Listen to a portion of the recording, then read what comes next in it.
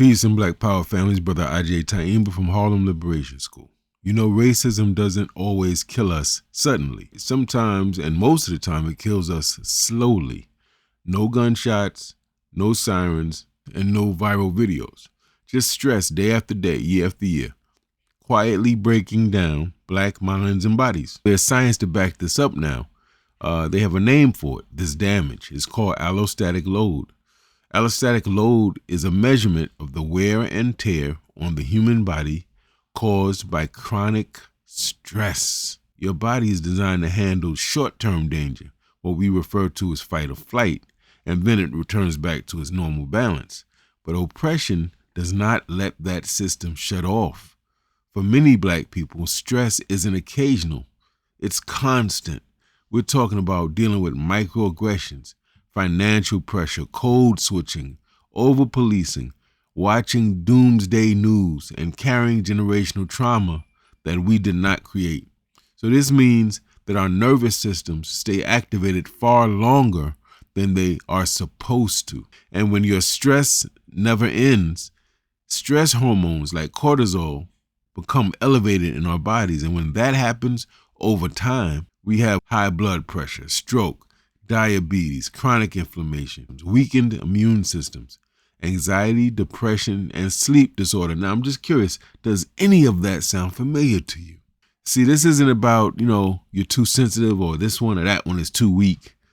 This is what happens when our bodies are forced to live in survival mode for entire lifespans. And oppression literally teaches our bodies to expect danger and prepare for danger, even when there is no immediate threat present.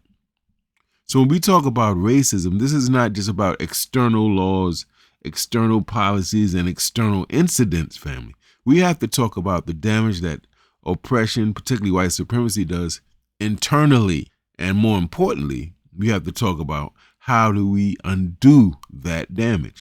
And this is why healing practices, they are not luxuries, they are actually necessities. Right now, during the holidays, many of us are carrying extra emotional, physical, and financial stress.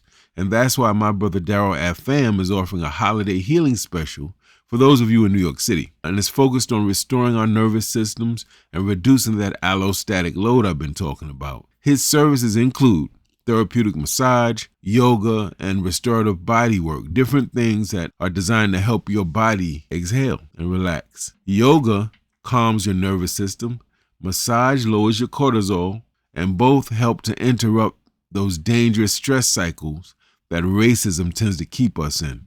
So if you serve the community, you organize, you teach, or you're just working, going to school, taking care of a family, and you're carrying way too much responsibility, this might be a thing for you to take advantage of during this holiday season, and these services are discounted. Scan the QR code if you're interested, or use the link to learn more and take care of your body this holiday season, and do it with intention. Now, beyond that, there's 3 ways that we can all actively reduce our allostatic load.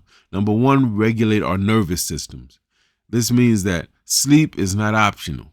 Sleep is mandatory. Breathing practices, prayer, meditation, visualization, stretching, and limiting the negative and traumatic news you watch, reduce that. Number 2, build collective support. Call your peoples up. Check on people. See how they're doing. Call your family members. Go visit friends. Isolation raises stress hormones. I don't know if you knew that. Whereas when you're in a safe community, those become healing spaces, family. Number 3, we have to redefine this concept we have in the black community of strength. It's not about how long you can stay up and never get rest. Strength includes setting healthy boundaries, getting proper rest, making sure that we have time to recover. If exhaustion is one of the tools of oppression, then proper rest becomes an act of resistance. We die prematurely because of stress. But when we understand allostatic load, we gain a language, a consciousness, and strategies and tools so that we can protect our bodies, protect our minds, and we can choose to survive in a way that leads to longevity, not just enduring stress.